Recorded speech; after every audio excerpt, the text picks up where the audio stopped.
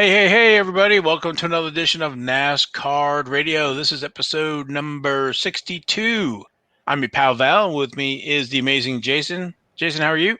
I'm doing well. Happy to be back this week. Great to have you, as always. And then the man, the myth, the legend, King NASCAR Logan. Hey, everybody. Hope everybody's doing good, staying safe. This is NasCardRadio, where trading cards and racing meet. We have a great show for you today. We're going to talk about Camping World Truck Series, Xfinity and Cup Series winners, and the highest finishing rookies and the rookie cards. We're going to talk a little bit F1, a little IndyCar. I think the meat and potato is going to be the 1991 Maxx set, kind of a review for that, as well as we have an ending bid for the 2019 Dale Earnhardt Jr. Prime card we were talking about last week. The new NASCAR schedule is out, so we'll dip a little toe into that, maybe do some foreshadowing for the future. And I think that might be enough for tonight. We have Bristol, baby, this week. But let's review last week, shall we? So the Camping World Truck Series, they were off. Sheldon Creed is still the man to beat. They're heading to Bristol Motor Speedway on Thursday. So if you are a subscriber, you'll get this the same night as the race. Otherwise, everybody else will have to wait till Friday. So we want to have we have some early racing there Thursday night, September 16th at 9 p.m. Stages are 55, 110, 200 laps for 106 miles. I think that's going to be a short race, unless there's a lot of beating and banging, But it is the trucks, so there'll be a lot of cautions. This is true. No practical qualifying. So I'm looking forward to that. Basically, this is going to be the last race of the round of 10. So whittle it down to 8. And Zane Smith and Chandler Smith, two Smiths, are on the outside looking in. Yeah, I've got Chandler Smith, I think, winning a race, so he needs to get going on that. And it's his last chance at Bristol. I guess we'll see what happens. Of course, Bristol, anything can happen, right? Yes, anything can happen, and you can rattle somebody's cage. So especially with that cutoff race, it's going to be very fun to watch. So yeah, and talking about Sheldon Creed, this week they announced that Sheldon Creed is going to run Xfinity full time next year with Richard Childress. So congratulations to him for that, getting that ride. That's a good ride. Yeah, that's going to be good for him. Might want to look at some of those rookie cards like we talked about, I believe it was last week, 2021 Chronicles. I think he's chock full of Creeds. Mm-hmm. So let's move on over to the Xfinity Series, unless you have anything else. No. Okay, so let's move over to the Xfinity Series. That was the 41st Annual Go Bowling 250, and that was Saturday, September 11th at Richmond Raceway, Richmond, Virginia. Noah Gragson won again. Repeat. And our highest finishing rookie was, anybody want to guess? Dun, dun, dun. Ty Gibbs. Ty freaking Gibbs. That 54, man.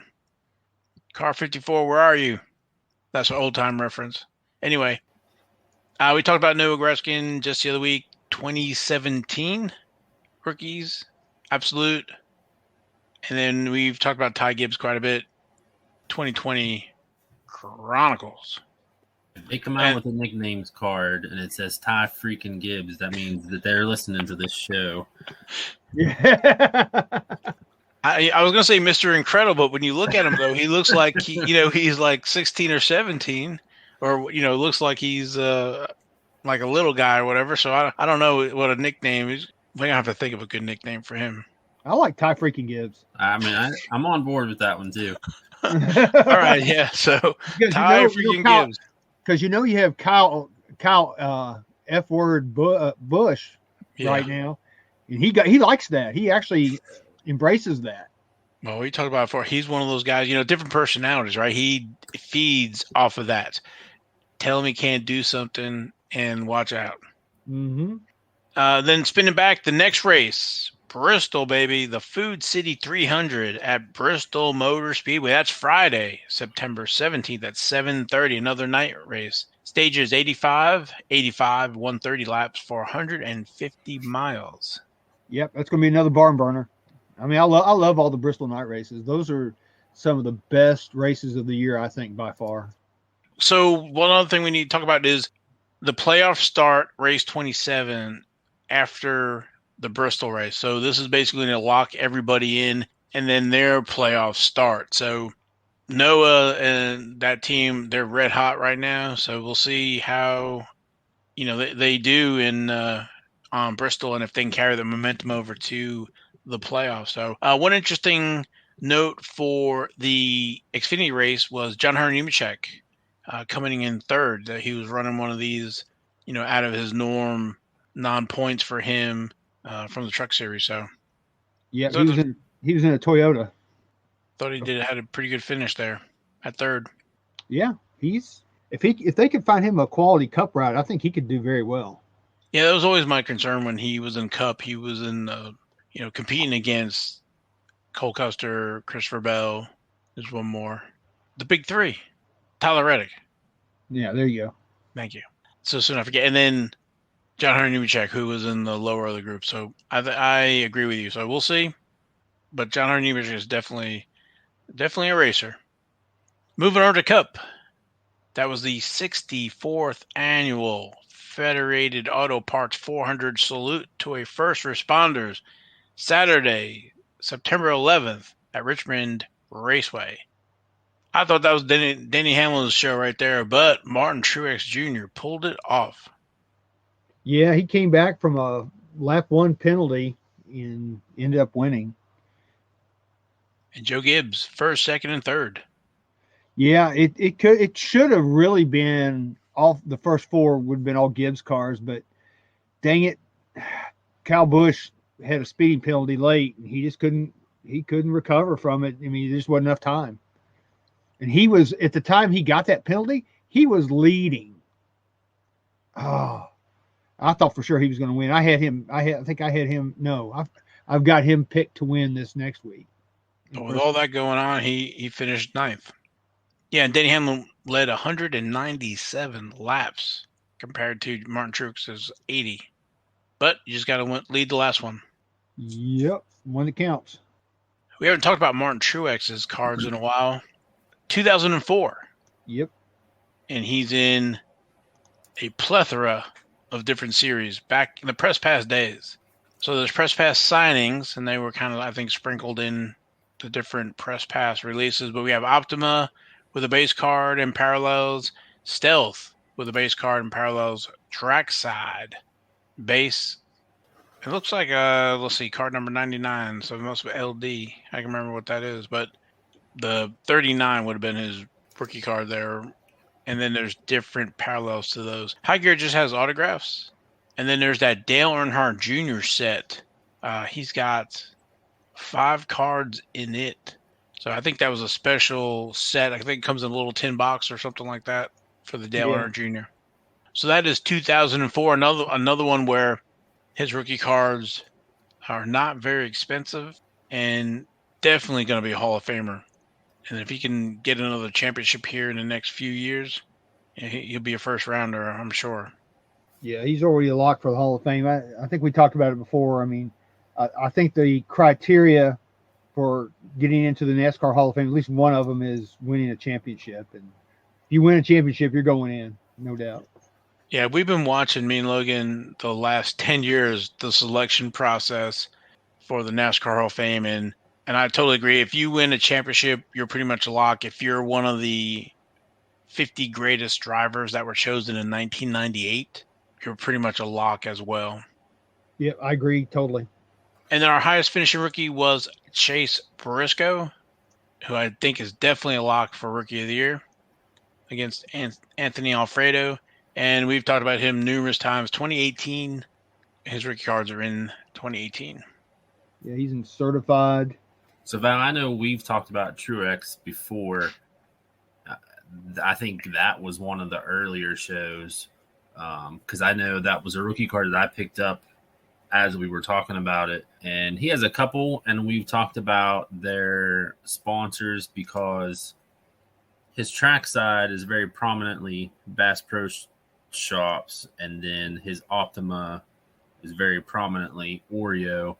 And like wondering between the two if it really mattered. And I know we talked about it, but Logan, you weren't on the show at that point in time. What's your opinion? Like, do sponsors matter for the cards?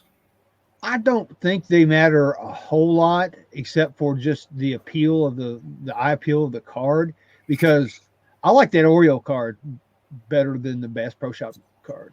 I think the one I picked up was the Bass Pro Shop one, but I just like the way that Oreo one looks. Yeah. That's if I have to pick a favorite Martin Truex rookie card, that would be the one I would pick to do. But I mean, I think I've got them all. So, but yeah, that's my favorite one. I'm sure it doesn't happen often, but and everybody's different. Everybody's going to have a different opinion on what to do.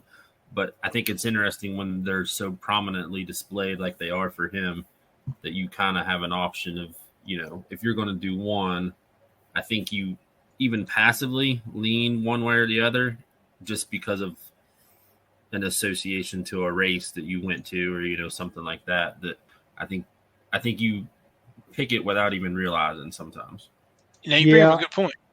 Yeah. And Bass Pro has been a major sponsor of his through the years, even back when he was with the 78 car, he was still, he was with Bass Pro, and that still carries over to the 19 car as well. So they have followed him. Yeah, and I think in the back of my mind, I'm thinking that's why I picked this. I think it was the Stealth one, the track side, where as opposed to the Optima, I don't associate him with the Oreo, and it's just my timing of when I've paid attention. I associate him with the Bass Pro more than anything. Yeah, you can't go wrong with either one of them, but for some reason that Oreo card just jumps out for me. I don't know why, but it's kind of weird, but it does. It's funny you mention that, because I think I had told Jason the same thing that you did, that I like the Oreo because of the white borders, and I think it would be awesome signed. But I can definitely understand the logic, though, because Bass Pro Shops has been a sponsor of his that whole time. And then we've talked about before that track side actually has a variation on it. So I think the rare one is the white without the lanyard, and the one with the lanyard. And the lanyard is the gentleman that's behind him to the right, has a yellow lanyard around his shirt. It's that they airbrushed out. So Press Pass was really cool back in 2004. They did a lot of variations to the base Press Pass, and then the track side. Like I think we talked about before, like with Kyle Busch, they changed the backgrounds and stuff. And then I think there's 2 cards that show the teams, and they either airbrushed an official out or vice versa or whatever. So there's a little bit of chase. And I think it was a Matt Kenseth where they changed the card number. So it's same card number as Dale Earnhardt Jr. So they're not very expensive and fun to chase. Press Pass was on the game there with some of that back in 2004. So the Martin Truex can be found with those 2 different variations. So do you think they actually airbrushed it out, or do you think it was photoshopped? It's hard to say back then. I mean, we're in that see, back to 2004. Yeah. You getting all technical on me? Photoshopped out. How about that? You like that? Yeah, I mean, I'm like you, man, because I think about the old Topps baseball cards when they used to airbrush out things and airbrush in different logos and put pinstripes on things and do all kinds of crazy stuff. And that was way old school back then. Yeah, I'm old. Yeah, I'm with you. Because I still say taping something on. When I'm taping, I'm saying it right now. Taping a program off the TV. You don't tape anything anymore. You're digitally recording the dang thing. Well, I guess you're old like us, and it's taping it, and then you have another generation, they TiVo it. Yeah. Because that was the name brand, and then now it's DVR or whatever. Yeah. Well, yeah. So there you go. I just go show you how old we are. So moving on, talking about Bass Pro Shops. The Bass Pro Shops NRA Night Race, Bristol Motor Speedway, Saturday, September 18th. So we have a race Thursday night, Friday night, and Saturday night. So the stages are 125, 250, 500 laps for 266.5 miles. You know what that means for me? that means either my power's going to go out, we're going to have a bad storm or something on Saturday night, because I'm not kidding you. It seems like every year during the Bristol night race, something happens and it makes it either I miss part of it or I miss all of it or something weird happens. So let's hope for something not to happen this year. I know that storm's in the Gulf, so let's hope it doesn't come to you. It took a right turn, so I think I'm good. It went south of us. Playoff standings after Richmond. So far, we have 2 races of the 3, so this is going to be a cutoff race. Right now, Kurt Busch, Tyler Reddick, William Byron, and Michael McDowell are on the outside looking in. I want to say we chose most of them in our playoff review the other week. So basically, Alex Bowman, Eric Almirola, Kyle Busch are very close, under 10 points from the edge. So they need good races or to win. But if Kurt Busch, Tyler Reddick, William Byron, or Michael McDowell win, somebody else is getting forced out. So very exciting. Bristol night race, cutoff race. Yeah, Bristol.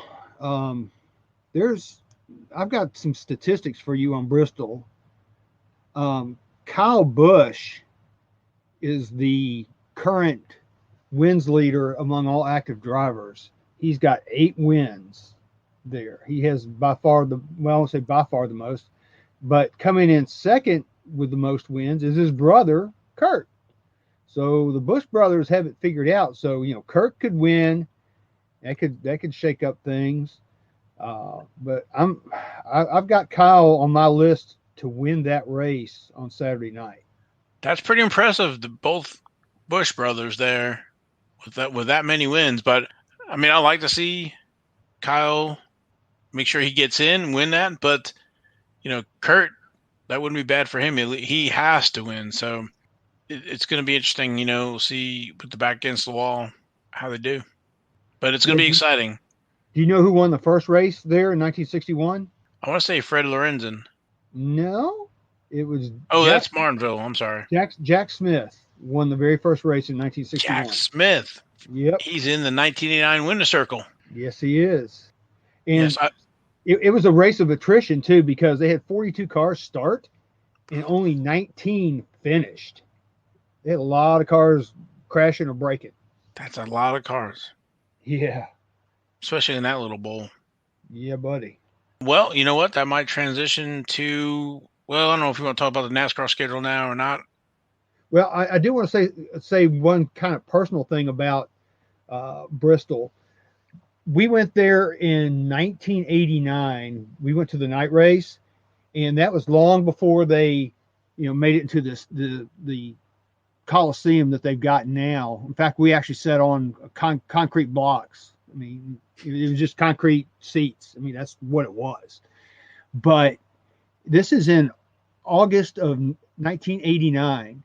My wife, that whole trip didn't feel good, felt kind of nauseous and things. She went to the doctor when we got back, and she was pregnant with Tyler.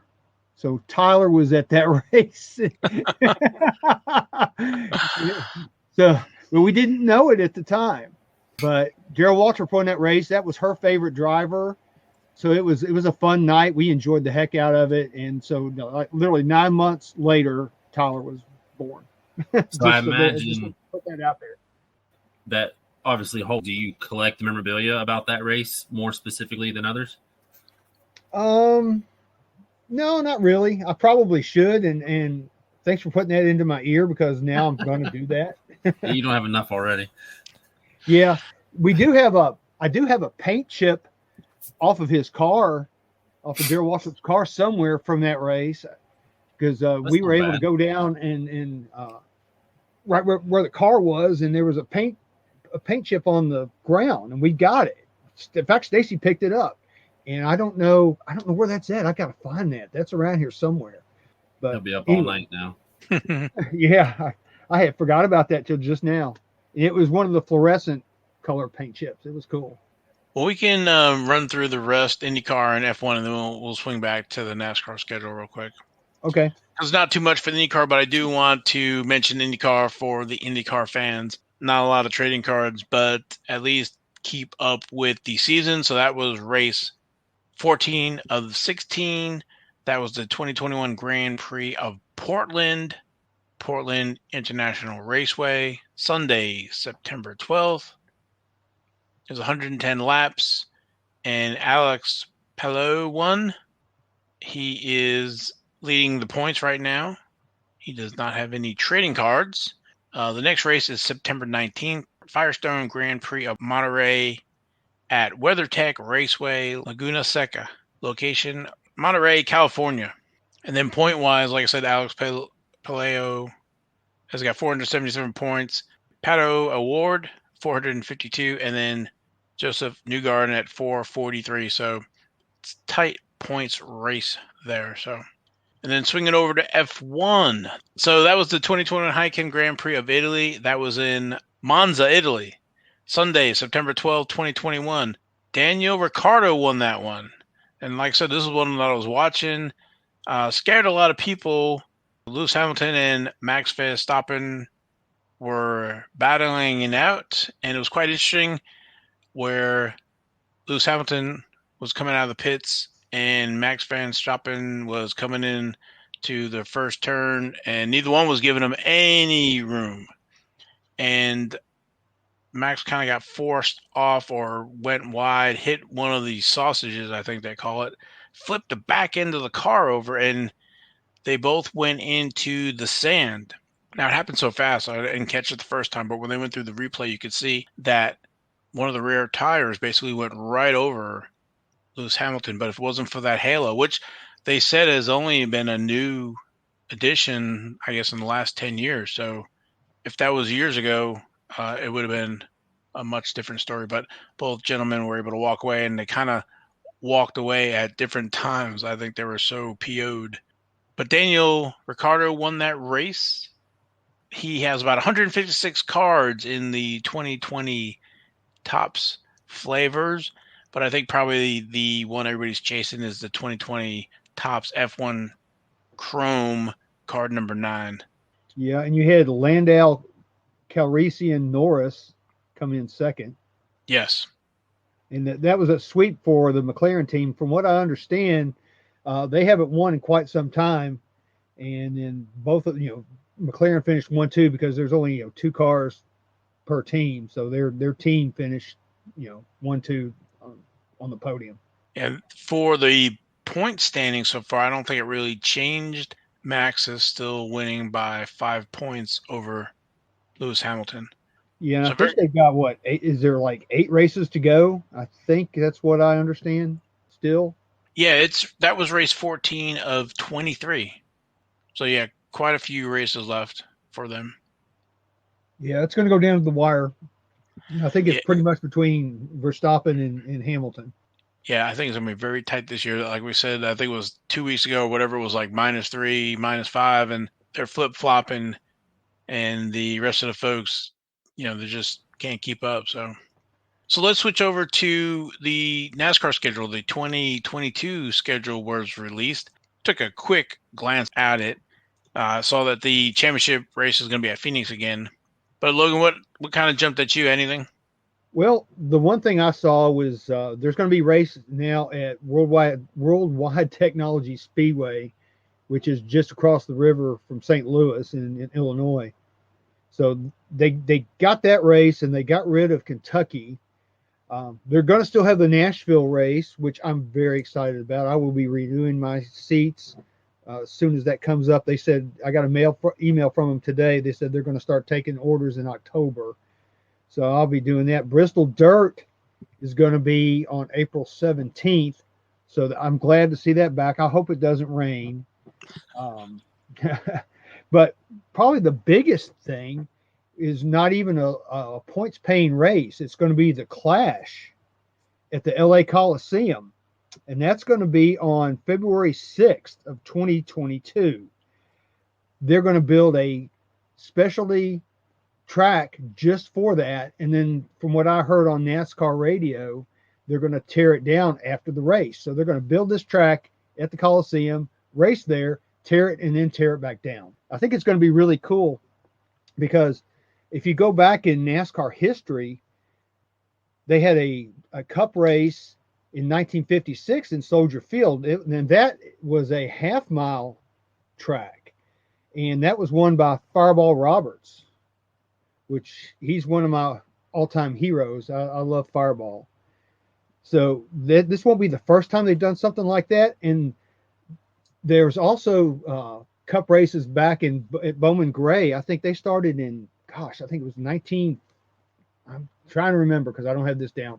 I think it's 1958 to 1971. They had races at cup races at Bowman Gray. Of course, they still race there now.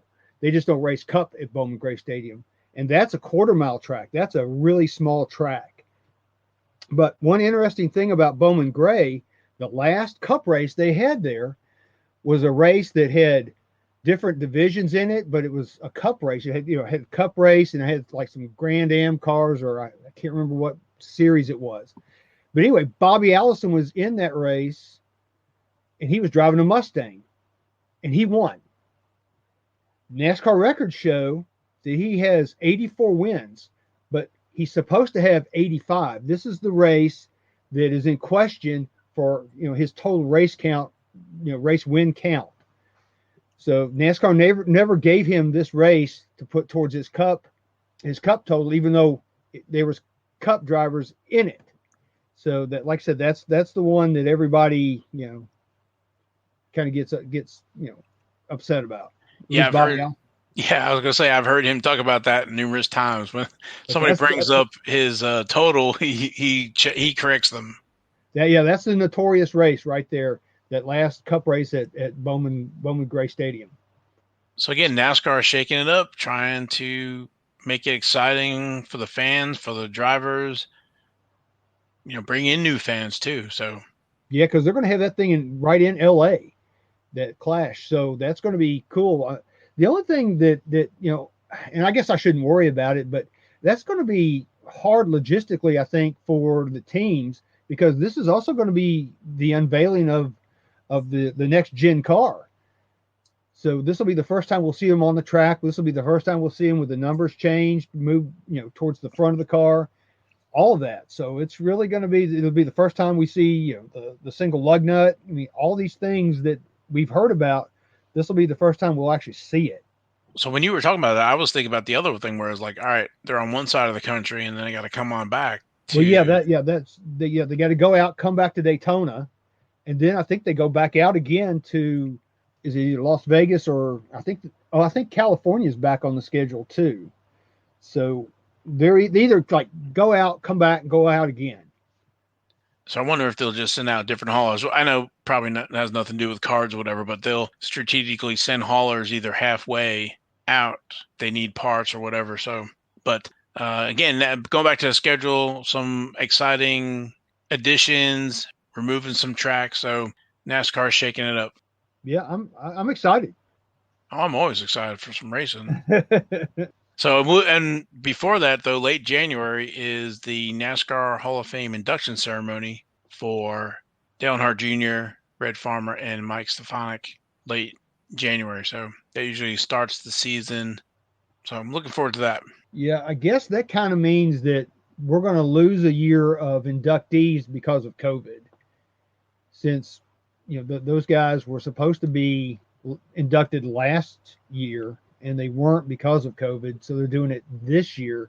So effectively, we're losing a year, which I don't think it's that big of a deal. I mean, they've knocked it down from 5 inductees to 3 inductees because I think they figured out that they were eating up so many people so quick, and putting them in the Hall of Fame so quickly that they could possibly run out. So they knocked it down to 3. So I don't think it's going to be that big of a deal. Yeah, I don't think so. They definitely wanted the inductees to experience that ceremony without the limitations that would have been in place if they had it during COVID. So yeah, that would have not been fair. That would have been Right. very Especially, cool. yeah. For those of you who have been following this card on eBay, the card that Dale Earnhardt Jr. and his daughter Isla signed together was finally pulled, and there had been a blog about it, about how she had grabbed one of the cards while Dale Earnhardt Jr. was doing his signings, and she grabbed a pen and started marking on it on the front and back. Well, Dale Earnhardt Jr. wrote on it that Isla also signed it. Like I said, it was a blog, so it's kind of a semi-famous card, but it finally got pulled and put on eBay. And it actually ended tonight. Tonight is, we're doing our recording tonight, and tonight's when it ended. That made no sense. It's all right. That's okay. I'll keep going. But anyway, I think Val had predicted that card would be about $1,200, and I said $1,500. Well, we were both wrong. Yeah, I forgot about that. I was way off. Yeah, we were way off, man. This card went for $2,125. With 49 bids. Yep, 49 bids. I looked at the bid list, and I saw that there were 5 bids from somebody with 0 feedback. So I didn't think that was real cool, but the last few bids were legitimate. So I think the guy that won it had like 8,000 something feedback. So kudos to him. But yeah, that thing went for $2,125. Compare that to what those cards usually go for, which is about, say, $60-$70, more or less, somewhere in there. That is a heck of a price. But that card has a pedigree now, and so it's it's a one of one, it's a one of a kind card. It's not just like Dale Jr. just signed it, but it's got his daughter on there. So it's a really neat card, and I was amazed that card went for that much. I thought it'd be, like I said, I thought it'd be in the $1,500 range, but that's very impressive for a card like that. So here, let's see. Same numbering, right to 25. I'll blow your mind here. So there's one on eBay right now for $79.99. Is that a buy it now? Buy it now with the 2019 Prime 8 of 25, and they're pitching it as the old door number. Well, even that, yeah. See, that one's still nobody's bought. Nobody clicked on that. But then this card, same card except Isla signed it, went for $21.25. She's a tough signer. She is a tough signer, man. She's hard to get at the track. she is, but that just is awesome. That it's got the social media kind of, like I said, it was on the blog. There's some video of it as well, so it's got a great story. And we don't know. Maybe Dale Earnhardt Jr. bought it. I was thinking about that. Yeah, that was one of my first thoughts with the 0 feedback. But I was going to ask, what's the video? Because I have not seen that. I've seen the card and the auction, but have not seen the video. Because I'm wondering how it was signed, as in, was it signed with Panini there and then they took him? Or was it signed and he sent it to Panini? Because I'm sure a lot of people have also seen the Dale Jr. and Danica card.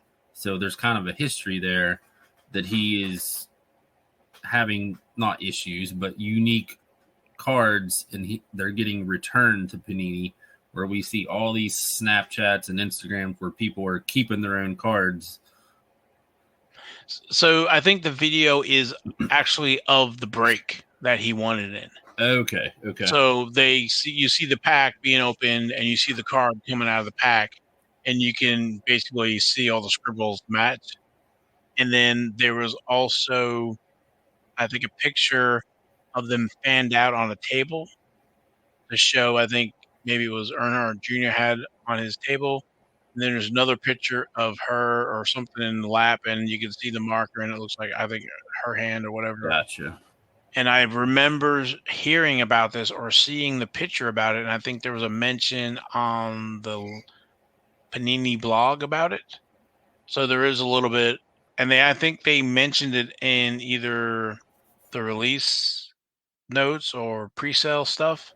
And so people have been looking for it, and they knew it was in there. Well, kudos to Panini for putting those things in there, and not holding absolutely. it back. Well, and credit to Dale Earnhardt Jr. So this is the second one he's been involved in, and I won't say he's instigated. Let's see, that's probably the wrong word, but he had enough foresight to see that this is important, and so he wrote on it, that she signed it also. Also, he wrote on there about Danica missing one. So, he's been involved in some of these, which I think definitely helps it. Yeah, that's a cool card. I actually bid on it back when it was under $1,000. I bid on it. I just bid a couple times, and I thought, well, this is going to go. I think that was after the show we talked about it, and you're like, I want to bid on it. Yes, I went click and bid on it, because you thought, you believed me, it was going to go for $1,200. Man, I was way off. Somebody already had a proxy in on it because I was already outbid as soon as I bid. I always like seeing this stuff when it's old, but it gets pulled like yesterday or whatever, because it just goes to show you don't leave the last box on the shelf, and just because it's old doesn't mean all the good stuff's gone. That's true. I can tell you. Let me tell you a really quick story about that. Last Pack Mojo, one of our local hobby shops had a pack of it was 2001 Optima, and it sat there for weeks and weeks, just one pack, and they kept marking it down. So I grabbed it and I said, I'm just gonna put this pack out of its misery. So I bought it for like $1 or something. It was nothing. I opened it up. It had a Jeff Gordon gold autograph out of 50 in it. Wow. I think it sat there for weeks and weeks, and nobody did anything with it. Anybody could have had it. Anybody could have had it. You never know, because I collect unopened stuff as much as I collect cards of my players, and everybody always says, well, you don't know what's sitting in those packs, and it's like, I might never know, but I'm comfortable with that. So it's just that thing of everybody knows it's gambling. Take that chance. Don't leave the last pack. A lot of people can't do that. A lot of people have to open them. That's my son. He has to open everything, and he not only does he have to open everything, he has to open it up immediately. I mean, as soon as we get in the car, I mean, he's like opening everything up. It's like, dude, you can't wait till we get home to do this. Gosh. At least hopefully he's not driving and opening them up. No. But Jason, I don't know about you, but I know that Val and I, we're sitting on a lot of NASCAR wax. We're just because we like it and just like it unopened. I'm sure you're doing the same thing with your stuff too. I do have some NASCAR boxes, but they're the old. There are a lot of Maxx older stuff from 80s and 90s. I bet you it's probably some of the next topic we're going to talk about. 1991 Maxx. There's a couple. There's 291s, 290s, and then I think an 89 or something. That's a good one to have. So we've talked about 1990 Maxx before, and I think they had like 8 variations, and they talked about how that I guess people thought that they had done them on purpose. And Jason, I remember them saying in the article, and this was Maxx Facts, that it cost them thousands of dollars to make a correction, and it looks bad on the company. Well, they did not have that philosophy in 91, where they had 48 changes, not 8, go from 8 to 48. And I think this is kind of where we talk about mass production over printing. And I think in NASCAR, this is either the start of it or, this is the brick wall that people ran into. Right. They're still printing 91 Maxx. Yeah, if they were still in business, I would say you might be right. And Logan, you mentioned it before about trying to buy wax, and I had a dealer or one of my local card shop, owners approached me back then and asked, if I wanted a case that I could get one. I chose not to. I wasn't into really NASCAR back then, but I found out later or whatever, he mentioned that Maxx was giving terms to everybody. So basically you buy it on credit or whatever, and they were printing as much as people wanted, so no limit. But I grabbed a few articles from Maxx Facts and Racing Card Collectors, and it's quite interesting when you read back, over the years. There was also a deluxe set that year. So you had a factory set, deluxe set, and wax. And there's a few versions of each. And we'll talk about them. Yeah, I remember back then, because the year before in 1990, that was the year that we went to all of the Family Dollars in Little Rock. I had talked about this before. That's when our son was literally just like a month old, and bought everything we could find. And so we decided the next year, hey, if we can get one of our hobby shops to who is a dealer to get us a case, that'll just save us a lot of grief. So we did do that. I literally ordered that with one of our hobby shops. Like, it was like as soon as the order form came out, I ordered it. And months went by. I mean, literally months. And the cards came out. The hysteria was over. And then finally I got my case. And guess what? I still have that case today, unopened here. Is that a first printing or second printing? First printing. It is first printing. Wow. So the article says 1991 Maxx, where's the wax? I think it's a play on where's the beef. If you're old, you remember those Winnie's commercials. But anyway, once again, the Racing Card Collectible Network is mystified by the actions of Maxx. At the Club Maxx gathering in February, the 1991 Maxx cards were unveiled. Maxx had already sent out dealer order forms and had stated that all prepaid orders received by March 1st would be shipped on a first-come, first-shipped basis.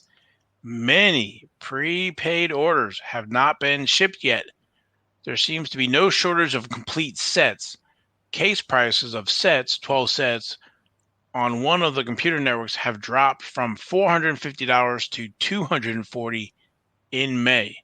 However, the prices of wax pack cases have not dropped by much because there just aren't many cases out there. Surely since February, there have been thousands of cases of wax packs shipped.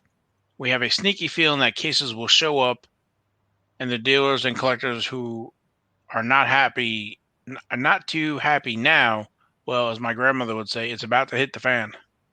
So the mention of the deluxe set. So in the deluxe set, there was a group of acrylics. So this is where Maxx was way ahead of their time. So you think about 91 baseball and some of the other stuff. The 91 Maxx, they actually had a deluxe set, came in a box. It included the set, I think, and it included the update set. And then there was was it 12, 15 of the acrylics. The acrylics, I think, was a 20 card set. Yeah, so people were breaking and just selling the acrylics and getting, more for the acrylic set than you would get for the deluxe set or whatever. So people were breaking those up. Yeah, and the thing was, I remember busting a lot of that wax back then. Those acrylics were I don't know what the odds were of finding those, but they were few and far between. You didn't get very many. I don't even think you got one a box. It may have been one every few boxes. They were just hard to get. So they were in the wax? It wasn't just all right, so I got them in the wax. Okay, so they were included with the deluxe set then. I remember the first one I pulled was Davey Allison. Oh, nice. Yeah. So this says that the 68 1991 Maxx race cards with mistakes, but only 48 were corrected. That's a lot of mistakes. Considering they spelled out in the Maxx Facts in 1990 that they didn't do these on purpose, that it cost them thousands of dollars. But okay. So real quick, how many cards were even in that set off the top of your head? 240. 240. So you're looking right there. That's 25% roughly. You would imagine somebody probably proofread some of this stuff, right? So it was probably 50%. And then it cut down to 25 and they still had all these mistakes. So that's incredible considering what we excuse my language, what we bitch and complain about today as a group of collectors. If that was today, Twitter would eat them alive. Yeah. Absolutely. So there's a little blurb on the July 1991 about the 91 update set preview. Although it won't be available until mid to late August, here's a sneak preview of the 1991 Maxx race card update set. Included in this 48 card set are 13 new driver photos, including those of Bill Elliott, Sterling Marlin, Ricky Rudd, Ellen Quickie, Terry Labonte, and Darrell Waltrip, all dressed to the colors of their 1991 sponsors.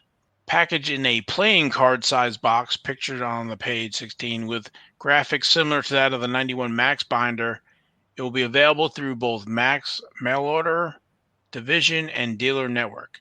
The 48 cards from the set will also replace those currently found in the Maxx retail hobby set and wax packs, which will then carry a special printing 2, and it's the Roman numeral 2, not the number 2, label for easy recognition. So they made it real easy instead of colors and other stuff that they did in 90.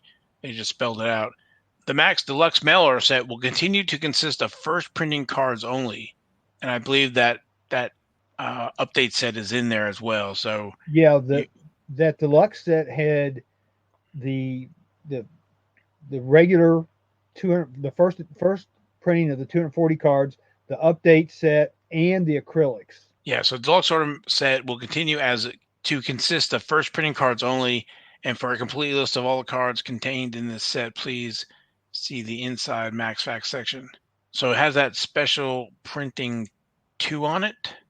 And then also when I was digging through I think it was the racing collectors, they break in at the home of the Maxx card creator. So somebody broke into Jim McCullough's home and burglarized a $56,000 worth of Maxx race cards. Despite the house being totally ransacked, the only items actually stolen were cards. So I did feel, though, it said something about, I think his Michael Jordan cards got taken. Yeah, the only missing items were entire Michael Jordan card collection belonging to his 12-year-old son at the time. Wow. That sounds like an inside job to me. So like somebody knew what he had, where he lived. It was somebody he knew for sure. At least that's the way it smells to me. Yeah, the said investigators were able to obtain several key pieces of evidence and are still hopeful to make an arrest. I wonder if they had ever arrested anybody on that. So, well, I looked it up during our little pre-show, trying to find some information, and I mean, granted, we're talking years ago, could find nothing. I could find the robbery, but not anything about like an arrest or anything like that. Gotcha. And $56,000 worth of cards at the time. That's a lot of money for 1991. Maybe that's how some of the 1988 Maxx Dale Earnhardt cards got out. Maybe, I'm not sure, but I thought that was, going through the old archives, I thought I'd bring that one back up to life. So, yeah. Now we haven't really talked about how these cards look. These cards had black borders. Okay. And we all know about black borders and condition and, getting them graded and that kind of thing. So of course, them having black borders just made condition tough. And not only that, there were some centering issues with these cards as well back in the day. Because, back then, still, it's centering, cutting the cards right every time just wasn't a thing. It's not like it is now. No, and you're definitely right. So I guess normal, you might see a white edge border around, but these are definitely the black border around all four sides, then the blue, and then like a checkerboard pattern on like the right-hand side. It almost looks like a hockey stick on the right-hand side that goes down and around. It's a nice looking card. There's some decent rookies in it. I just think they mass produce so much. And to your point, Logan, yeah, centering is an issue, and they're all cut nice and everything else. And there's like I said, the different factory sets for them with and without the printing too. There's also a third, I was going to say another kind of factory set. If you want to talk about that, it comes with an autograph. Yeah.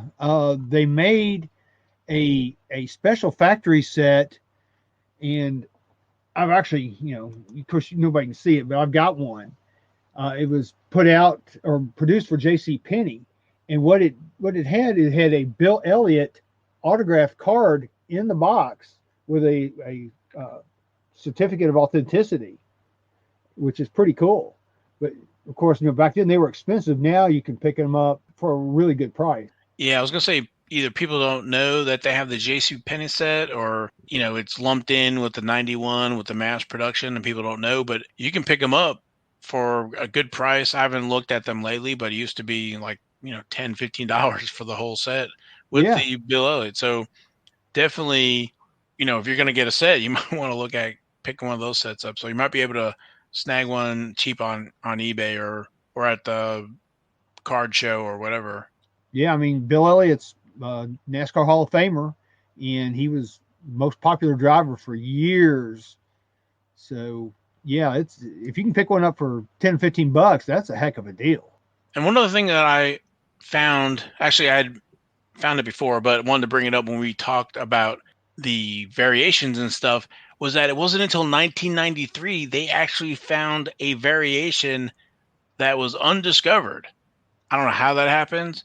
And it's only at one card. It's the fan's favorite driver, and it's only found in the update set. That's that little playing card size box.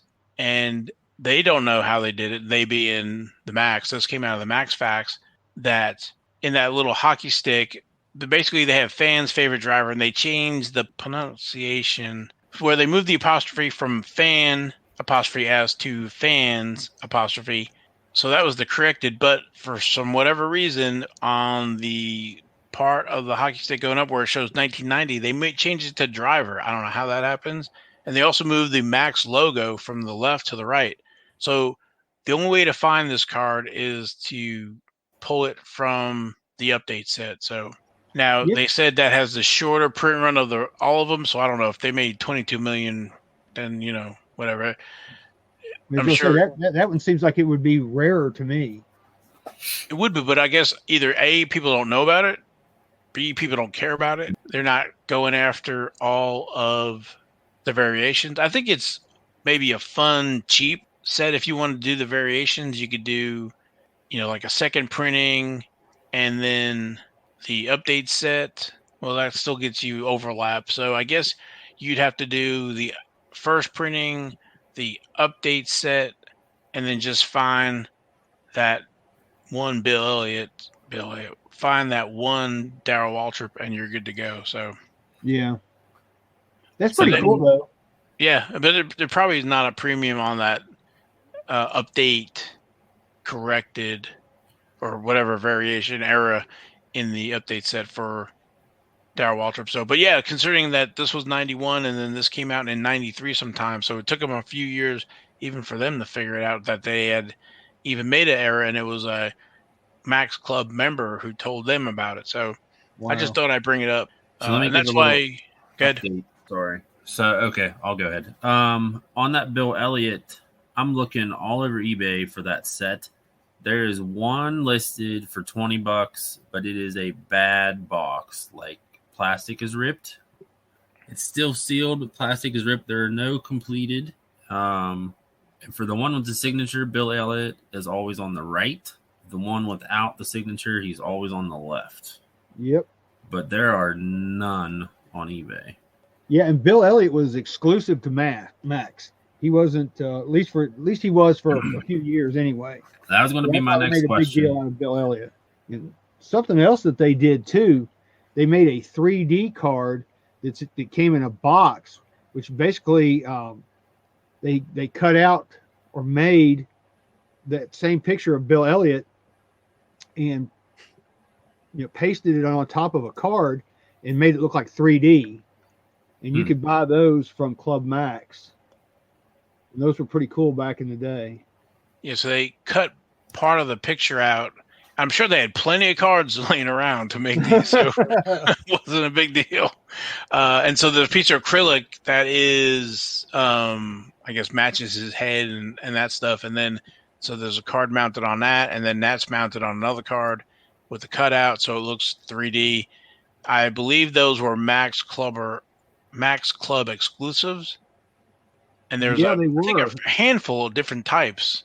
Bill Elliott was one. I know Derek Cope was one. It's actually acrylic. I just took mine out of the box. I don't think I've ever taken it out of the box. It's the card is acrylic, and then the 3D cutout is also acrylic. And not only that, they're numbered on the back. And I never knew that either. Look at that. That's number 8371. 8371. I had no idea. I had never taken, in all the years I've had this thing, I've never taken it out of the box till tonight in 30 years. See, look at that. We're learning stuff, and that's why everybody listens to NASCAR Radio. It's pretty cool. I mean, it's heavy. It's very heavy. Yeah, I got the Derek Cope. I think it's a 92 Maxx, whatever. But yeah, it's pretty cool. They did Derek Cope and Bill Elliott and somebody else. I'm trying to remember. And it also comes with a little stand. I don't know if you guys can see it. There's little pieces where you can stand it up. Oh, wow. I never knew that either till tonight. All these years. So you're still discovering stuff about the 91 Yep, Maxx. I'm putting it back in the box. I'm sure you can pick those up. Those shouldn't be too much either, I think. Yeah, you can probably pick these up for $5-10, I bet. They were a big deal back in the day, though. And, they also, before the set came out, they did like everybody else did back then. They had promo cards of Bill Elliott that you could get. And I remember going to the hobby shops and begging those people, please give me those cards. I want those cards so much. And then now they're like, no big deal. A few extra things, though, to chase, though, if you want to work on your complete master set. If you want to have a master set. J.D. McDuffie was the other one. Yeah. 92. Yeah. Looks like there's a Pete Hamilton, 92. I'm just checking on eBay real quick. So, yeah, they're about, well, there's one there for $250, but I don't know if they're come in the box with a stand or whatever, but the Bobby Hamilton, they want, I guess, $25. So some of them, I guess, will be more rare than others because I don't know what the print runs were, but you would imagine the more popular drivers would sell better than the other ones. And I think the J.D. McDuffie was, they were giving part of the sales to the family because he had passed away. Yeah, and Robbie Loomis, who was Jeff Gordon's crew chief during his last championship, his rookie card is in this set as well. Now, I do remember that the Bobby Labonte has a rookie in there, and he's also in the update set, so they made a change to him as well. I can't remember if I got one or both signed when he was going into the Hall of Fame. And then Jeff Burton is another rookie. And Ward Button. Ward. Now, I still don't know the story, but Jeff Gordon is absent in the 91 Maxx, but he is in the 91 Trax. So I'll have to do some more digging and try to figure out, I don't know if he was an exclusive or they just didn't sign him. I don't think he was exclusive. I mean, he was kind of a known commodity because of being on Thursday Night Thunder on ESPN and winning all those sprint car races. And I think that's kind of how Rick Hendrick found him.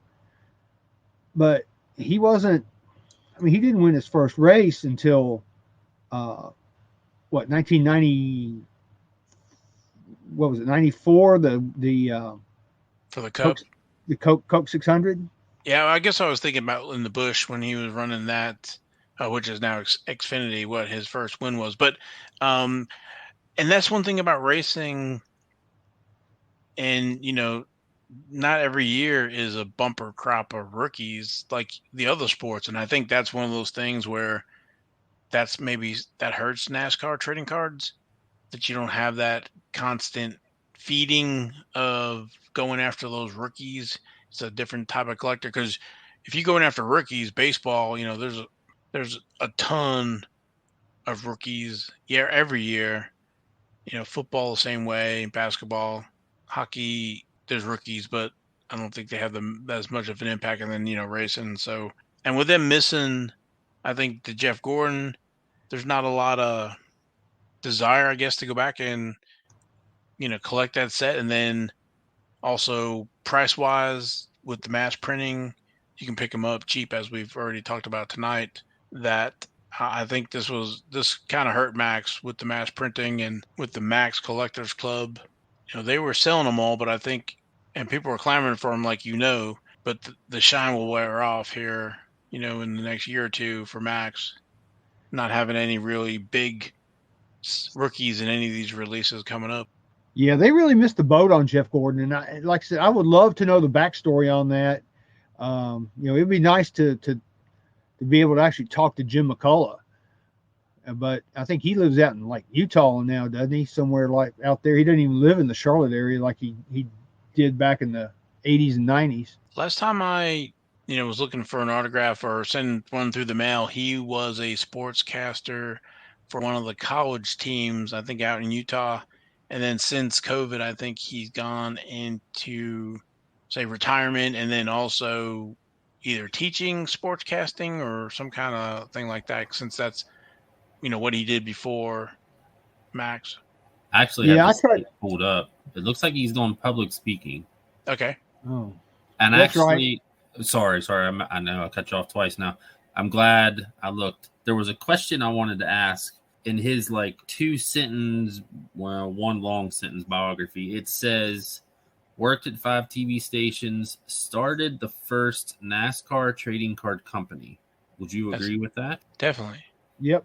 So even though he's got the first company, but there were sets and stuff before, so Maxx was the first company, even though there were sets from like the STP and stuff like that, but Maxx was the first company. Yeah, I think their primary goal was to sell trading cards, where the other ones were promotional items, small, and it was like a one-off. So STP one-off. And then, so that's 72, 83 Uno, and then 85, 86 Sports Star Photographics. Rayman is trying to do the placemats and some other stuff. Okay. He didn't go into the cards, and it wasn't until Jim McCullough, putting those factory sets together on his kitchen table and then, doing the wax packs down at Sheer Press on Myrtle Beach. And then, so 88, 89, 90, he started putting them out every year. So that's why I kind of classify it. Yep, I would agree. Yeah, I tried to contact him through his website. I said, he had to contact me, and I, wanted to contact him and say, hey, could I send you some cards to get autographed? And I never heard back from him. I don't know if he's trying to distance himself from this or, right. I don't know. I would love to be able to sit down and talk with him, get 30 minutes of his time and come up with some really good questions, like the Jeff Gordon in the Dale Earnhardt, 88 Maxx Dale Earnhardt, find out more backstory about some of those things. Right. Yeah, I don't know if he'd be the one to talk to or if there's somebody else that still remembers. I mean, it's been 30-something years now. It's hard to believe. Yeah, it is. So just looking here, just wrapping up here, that as we mentioned earlier in this article here, Maxx dealers will also have the opportunity to sell the 1991 update set along with the hobby sets and wax packs. The cost of the update set will be $10 from Maxx. Maxx mail order, with Maxx dealers free to set their own prices. So those little 48 card update sets were $10, or Still that's what they the same price retail. That's with shipping probably, because I saw them. You actually, one of the things, if you're really eager or whatever, is that you can buy a box of update sets, and sometimes people will, because it's shrink wrap, don't understand that it's like 16 or is it more sets. I think I saw them, so I actually ended up buying one of those. When I opened it up, I was like, whoa, that's a lot of update sets. So it's been okay, pull them out, get Bobby Labonte to sign them. They also did the same thing in 1992, but that's a much smaller set. And then the really hard one to get is the 1995 Premiere. That's like a 15 card set. And actually in the Maxx Facts, they talked about it. They were taking orders. If they didn't get enough orders, they weren't going to get it printed. But apparently they did, and that one's tough to find. So we'll talk about that when we get to 95 Maxx Premium. So I think did we hit everything with the Maxx? I do believe so. All right. I think, I don't know if anybody has anything else, or we'll wrap it up for tonight. Nope, I'm good. No, looking forward to Bristol this weekend. I'm hoping Kyle Busch will tear him up. We'll see if one of the Busch brothers wins. Yep. Well, thanks everybody for listening to NASCAR Radio. Don't forget that we have shows in the archive. If you're interested in some of the other sets that we've talked about, like the 1972 STP set, that is show number 29, or the 1983 Uno, that is show 31.